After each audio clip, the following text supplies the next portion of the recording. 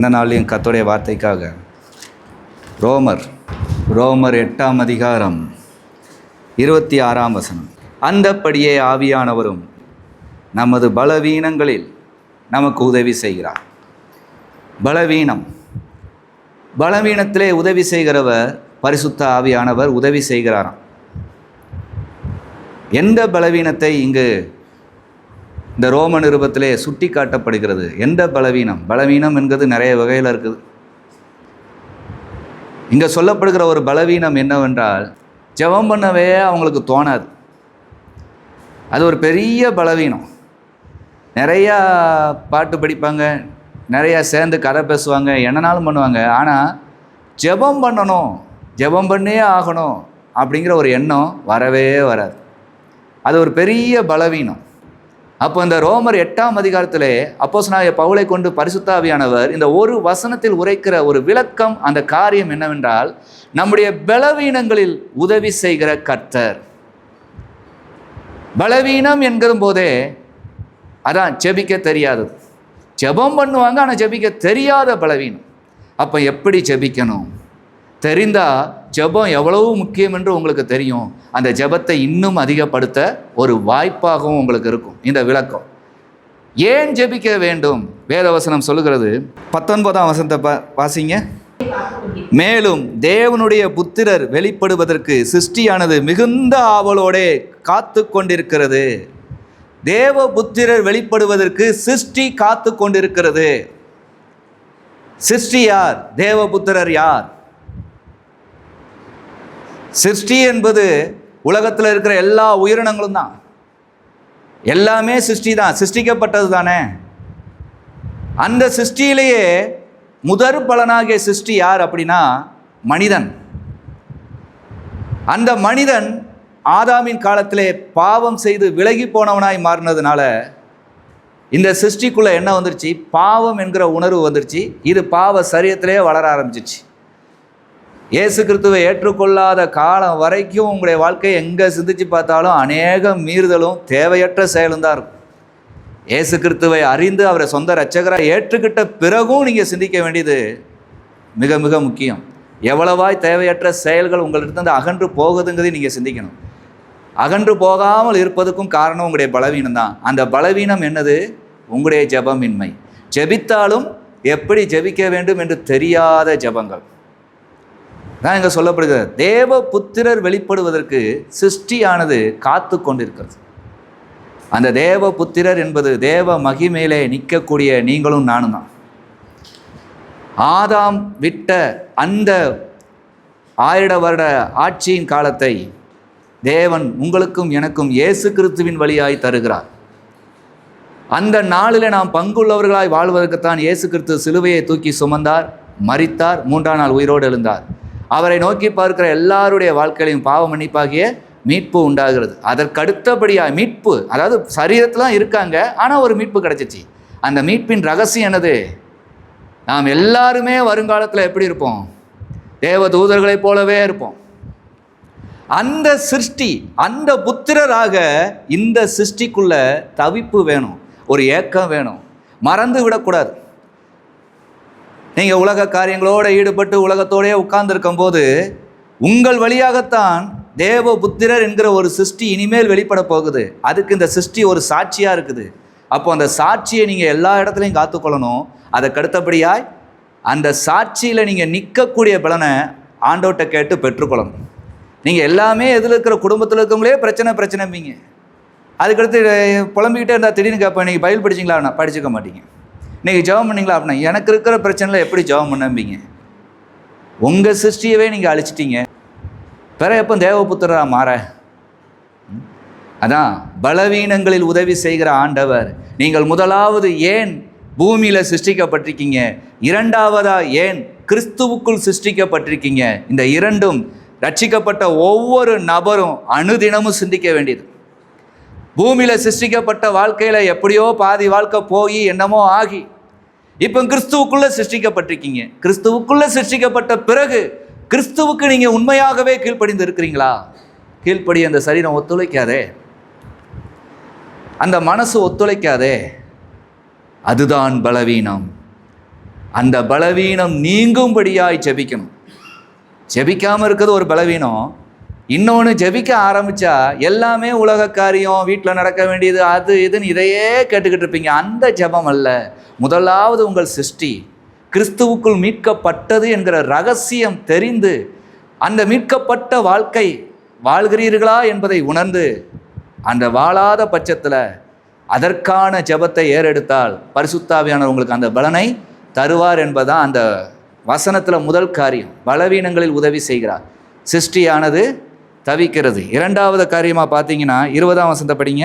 சிருஷ்டியானது அழிவுக்குரிய அடிமைத்தனத்தினின்று விடுதலையாக்கப்பட்டு தேவனுடைய பிள்ளைகளுக்குரிய மகிமையான சுயாதீனத்தை பெற்றுக்கொள்ளும் என்கிற நம்பிக்கையோட ஜெபிக்க மனசே இல்லாததுக்கு காரணம், நீங்கள் நல்லாத்தானே இருக்கிறீங்க அப்படின்னு. நல்லா தான் இருக்கிறீங்க, ஆனால் அவருடைய வருகை நாளில் எப்படி இருக்க போகிறீங்க? அவர் வருவார். கர்த்தர் தாமே எக்கால சத்தத்தோடும் பிரதான தூதரோடும் மிகுந்த வல்லமையோடும் அவர் வானத்திலிருந்து இறங்கி வருவார். அப்பொழுது கிறிஸ்துவுக்குள் மரித்தவர்கள் முதலாவது உயிர்த்தெழுவார்கள். பின்பு உயிரோடு இருக்கிற நாமும் அவரோடே கூட எடுத்துக்கொள்ளப்படுவோம் என்கிற எண்ணம் உங்களுக்கு இருக்குதா? அந்த எண்ணம் 24 மணி நேரம் வச்சுருக்கீங்களா? மறந்துடும். அதுதான் பலவீனம். அதை மறந்துட்டு இன்றைக்கி குழம்புக்கு என்ன பண்ண, நாளைக்கு சாப்பாட்டுக்கு என்ன பண்ண, என் குடும்பத்தில் இப்படி இருக்காங்களே, இந்த மாதிரி இருக்காங்களே, இப்படியே கண்ணோட்டம் போக போக போக அவங்களால ஜெபிக்க முடியாது. ஏன்னா இவங்க கேட்கறதெல்லாம் அந்த ஜெபத்தில் கிடைக்காத மாதிரியே இருக்கும். ஆனால் அனுதினமும் உங்களை போஷிக்கிறவர் போஷிச்சுக்கிட்டு தான் இருக்கிறாரு. உங்களை நடத்துகிறவர் நடத்திக்கிட்டு தான் இருக்கிறாரு.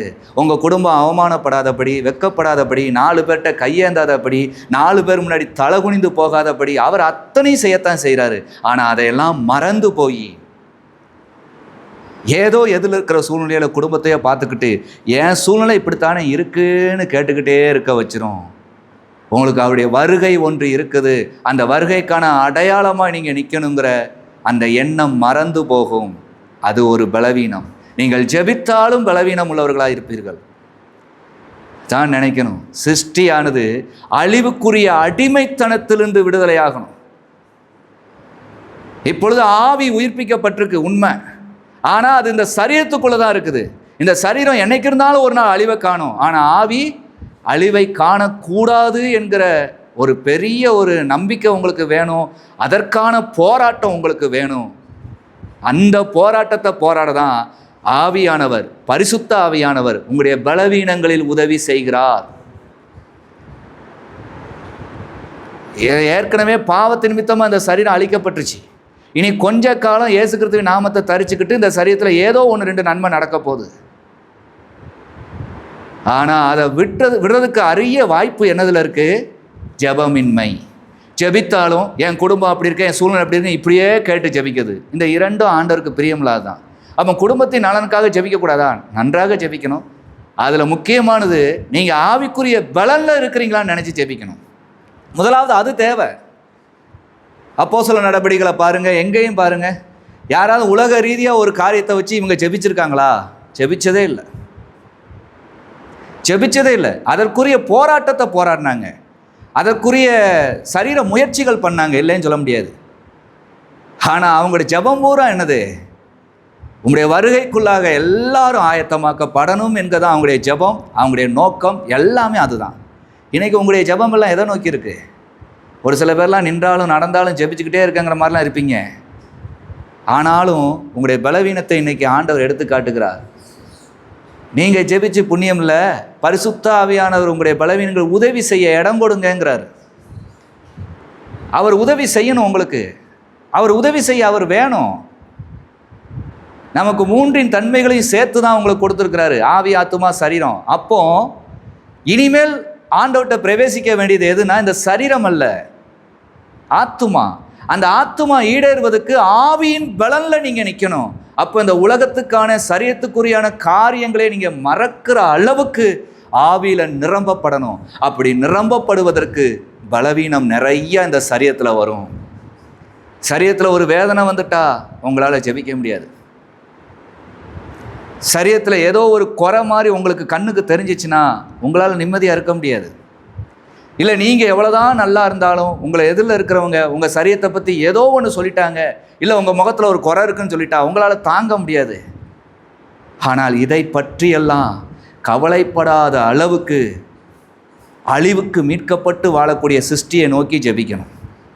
அந்த சிருஷ்டி அழிவுக்குரிய அடிமைத்தனத்திலிருந்து மீட்கப்படணும். என்னைக்கு இருந்தாலும் இந்த சரீரம் உருக்குலைந்து போவது உண்மைதான், மாற்றமே இல்லைல்ல. அதை நிச்சயமாக அறிந்தவர்கள் தான் இயேசு கிறிஸ்துவை ஏற்றுக்கொண்டவர்கள். தங்க புஷ்பமே சாப்பிட்டு ஒருவர் வளர்ந்தாலும் அவங்களுக்கும் என்ன வரும்? ஒரு காலத்தில் மரணம் வரும். அந்தந்த வயசுக்கேற்ற முகச்சுருக்கம், அந்தந்த வயசுக்கேற்ற நரைமுடி, அந்தந்த வயசுக்கேற்ற கண் பார்வையின் சுருக்கம், கண் பார்வை இழப்பு எல்லாமே வரத்தான் செய்யும். எவ்வளவு பெரிய ஆசீர்வாதத்தை வாங்கின ஈசாக்கா இருந்தாலும் அவனுடைய கண்கள் முதிர் வயதில் மங்கினது.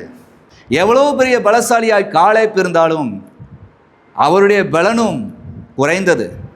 ஆனால் அவர் முதிர் வயதில் நான் பலனாக இருக்கிறேன்னு சொன்ன ஒரே ஒரு காரியம் என்னன்னு கேட்டால் ஆவியின் பலனை சொன்னார்.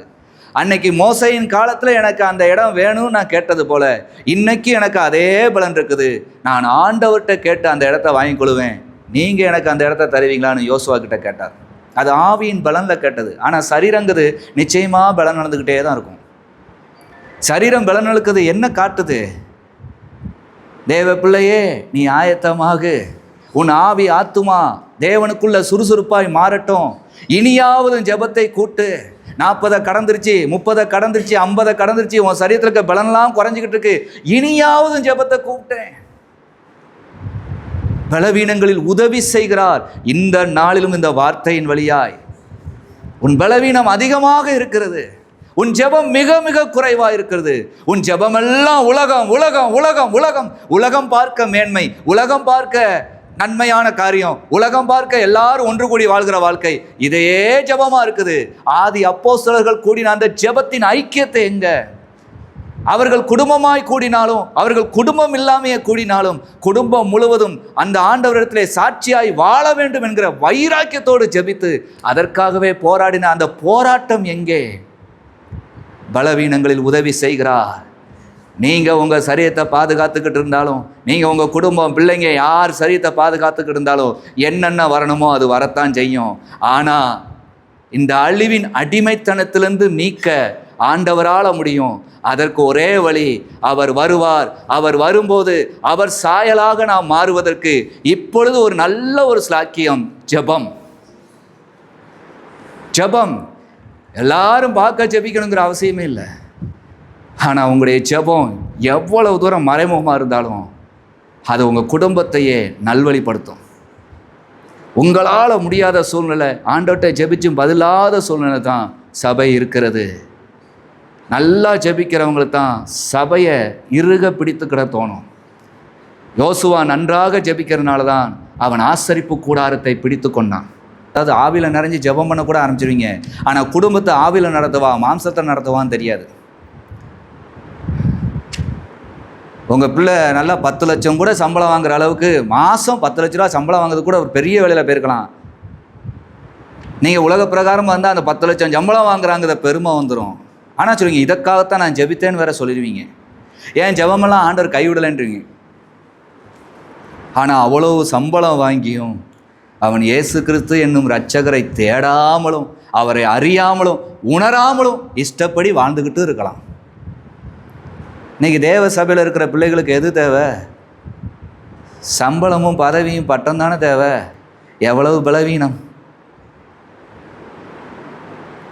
என்னதான் சம்பளம் வாங்கினாலும் அது கடைசி வரைக்கும் கிடைப்பதில்லை. என்னதான் பட்டம் வைத்திருந்தாலும் அதற்கான மரியாதையை யாரும் கொடுக்கறதும் இல்லை. இன்றைக்கெல்லாம் என்ன பட்டம் வாங்கினாலும் அடுத்த செகண்டே அதுக்கு ஒரு சொல்கிறதுக்கு ஆட்கள் இருக்குது. ஆமாம் இப்படி போய் தானே வாங்கினாங்க, ஆமாம் இப்படி தானே வந்தாங்கன்னு. அவங்க மனசாட்சியும் சில நேரத்தில் அப்படித்தான் சொல்லிக்கிடுது. நம்ம திறமையில வாங்கினவங்கிறது கூட நிறைய பேத்துக்கு இன்றைக்கி இல்லை. பட்டம் அவ்வளோதான். இந்த நிறைய டிகிரி ஃபஸ்ட் கிளாஸில் முடிச்சிருப்பீங்க, இன்றைக்கி உங்கள் வாழ்க்கை ஃபஸ்ட் கிளாஸாக இருக்கா? இன்னமும் அந்த பட்டத்தை தான் உயர்த்துவீங்க. ஆனால் உங்கள் வாழ்க்கையின் பட்டம் உயரப்படவில்லையே. காரணம் உங்களுடைய ஜெபம் சரியில்லை. ஆகவே தான் ரோமர் 8ஆம் அதிகாரத்திலே 26ஆம் வசனம் தெளிவாக சொல்லப்பட்டிருக்கிற ஒரு காரியம், ஆவியானவரும் நமது பலவீனங்களில் உதவி செய்கிறார். உண்மையாகவே ஒரு தாயோ தகப்பனோ தன் பிள்ளைகளுக்கான அதிகமான ஜெபத்தில் இருப்பாங்கன்னா, தன் பிள்ளை என்ன வெற்றி இந்த உலகத்தில் பெற்று வந்தாலும் அதில் சின்ன சந்தோஷம்தானே தவிர அவர்கள் மீண்டும் மீண்டும் சங்கடப்படுகிற ஒரு காரியம், இவன் அந்த ராஜ்யத்திலும் பங்கு பெற வேண்டுமே என்பது தான். அதற்கு இவர்கள் எவ்வளவோ வாழ வேண்டியிருக்கும், எவ்வளவோ தியாகமாக நிற்க வேண்டியிருக்கும். அதான் அழிவுக்குரிய அந்த சரீரம்தான். எப்படினாலும் நான் முழங்கால் போட்டு எப்படினாலும் ஃபாஸ்டிங் இருந்து என் குடும்பம் முழுவதும் மீட்கப்படும் நிற்கிறேன். அப்போ அந்த ஃபாஸ்டிங் வேஸ்ட் ஆகாது, அந்த ஜெபம் வேஸ்ட் ஆகாது, எல்லாம் பலனுள்ளதாக மாறும். ஜெபமெல்லாம் பதிலாய் மாறும், ஜெபமெல்லாம் பலனாய் மாறும். இப்படி ஆவியில் ஜெபிக்கிறவங்களுக்கு தான் பிள்ளைக்கு வேலை இல்லை எனக்கு அவமானமாக இருக்குன்னு நினைக்கிறத காட்டிலும் அந்த வேலை எதுவும் கிடைக்காம இருக்கிறதுக்கு ஒரு தாயினுடைய அடம்பிடிக்கிற குணமும் தானே காரணமாக இருக்கும். உங்களுடைய பலவீனம், இந்த பலவீனம் அப்படியே பலவீனமாகவே போய் முடியாதபடிக்கு இன்றைய நாளையும் பரிசுத்த ஆவியின் வழியாய் நீங்கள் ஒரு எச்சரிப்பை பெற்று மீண்டும் உணர்த்தப்பட்டு உங்கள் ஆவியிலே பலமுள்ளவர்களாய் மாற ஒரு வாய்ப்பை தேவன் கொடுக்கிறார்.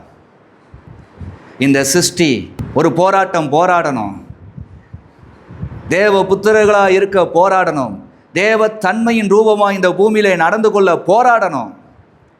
முழங்காலில் நின்று பரிசுத்தத்தை காத்து கொள்ளவும், தேவனுக்கு பயந்து நடக்கவும், உலகம் பார்க்குதோ பார்க்கலையோ என் தேவன் என்னை பார்த்து கொண்டிருக்கிறார் என்கிற பயத்தோட தேவனுக்கு பிரியமான ஒரு வாழ்க்கை வாழ அர்ப்பணித்து அனுதினமும் அதிலே பரிசுத்தமாக்கப்பட்டு பலப்பட்டவர்களாய் நிற்கக்கூடிய ஜெபம் அவசியமான ஒன்று.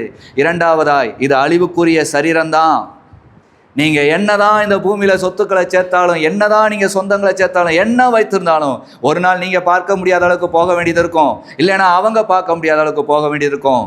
நம்ம எல்லாம் ஒரு நாள் இந்த பூமியை விட்டு கிளம்ப வேண்டியது நிச்சயமான ஒன்று தான். இதை அறிந்தவர்கள் தேவ பிள்ளைகள். உங்களுடைய பலவீனம் நீங்கி ஜெபத்திலே தேவ பலன் இறங்கும் போது நீங்கள் இருக்கிற இடம் அசையும், அந்த பிரச்சனை அதிரும், அந்த பிரச்சனை உங்களை விட்டு ஓடி போகும், அந்த பிரச்சனை நிர்மூலமாகும்.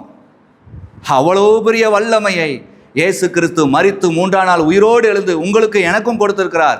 அவ்வளோ பெரிய வல்லமையின் தேவனை நோக்கி நாம் வேண்டினால் அஸ்திபாரமும் அதிரும்.